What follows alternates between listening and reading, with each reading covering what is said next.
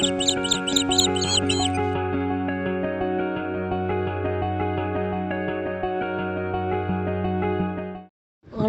இனிய நாமத்தில் உங்களை சந்திப்பதில் மிக்க மகிழ்ச்சி அடைகின்றேன். நாம் இன்று தியானிக்க எடுத்திருக்கும் தலைப்பு, இறைவன் உங்களை உயர் தளங்களில் நிறுத்துவார்.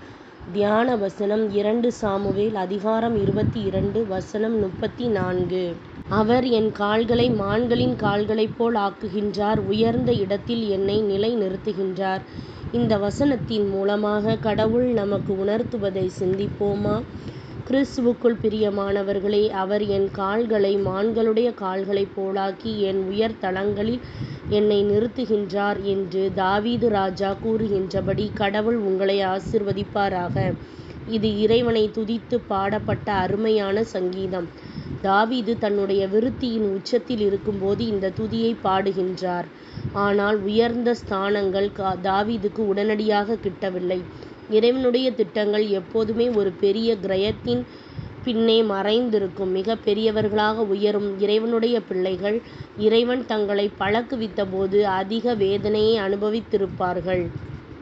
இதுக்கு ஏறத்தாழ 15 வயதாய் இருந்தபோதே சாமுவேல் தீர்க்கதரிசி அவரை இஸ்ரவேலின் ராஜாவாக இருக்கும்படி அபிஷேகித்தார். ஆனாலும் 30 வயது வரைக்கும் தாவீது சிங்காசனத்தில் ஏறவில்லை. குறைந்தது 15 ஆண்டுகள் அவர் பல்வேறு இக்கட்டுகள் வழியாக கடந்து செல்ல நேரிட்டது.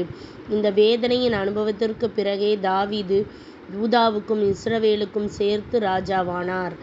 இந்த அனுபவத்தையே அவர், உம்முடைய மீட்பின் கேடகத்தையும் எனக்கு தந்தீர், உம்முடைய வலதுகரம் என்னை தாங்குகின்றது, உம்முடைய காருண்யம் என்னை பெரியவனாக்கும் என்று எழுதுகின்றார். பிரியமானவர்களே, தாவீதைப் போல நீங்களும் கடவுளுடைய பலத்த கரத்தில் உங்களை மறைத்து கொண்டால் அவர் உங்களுக்கு உதவி செய்து உங்களை பெரியவராக்குவார்.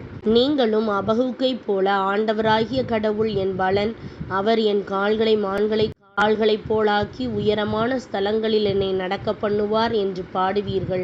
அப்போது நீங்கள் நிலை பெற்று உறுதியடைவீர்கள். ஆவிக்குரிய நம்பிக்கையில் முன்னேறி செல்வீர்கள். சவால் நிறைந்த உயர்ந்த ஸ்தலங்களில் நடப்பதற்கு இறைவன் உங்களை பழக்குவிக்கின்றார்.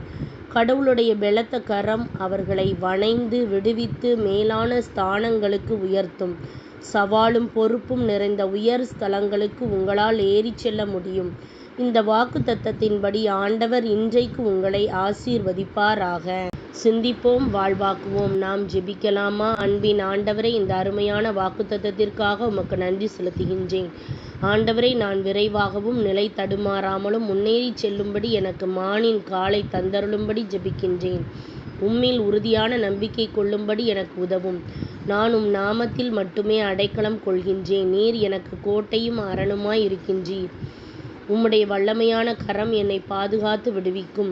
உயர் தளங்களில் நடப்பதற்கான பலனையும் கிருபையும் எனக்கு தந்தருளும். ஆண்டவரே, நான் உமக்குள் உறுதியாக அடியெடுத்து வைக்க உதவும். உம்முடைய நாமத்திற்கு மகிமையை கொண்டு வரும் சாட்சியாக என்னை வணைந்து ஆசீர்வதித்து உயர்த்தும். இயேசுவின் நாமத்தில் ஜெபிக்கின்றேன் நல்ல பிதாவே, ஆமேன். இந்த நாள் உயர்வின் நாளாக அமைவதாக. Praise the Lord.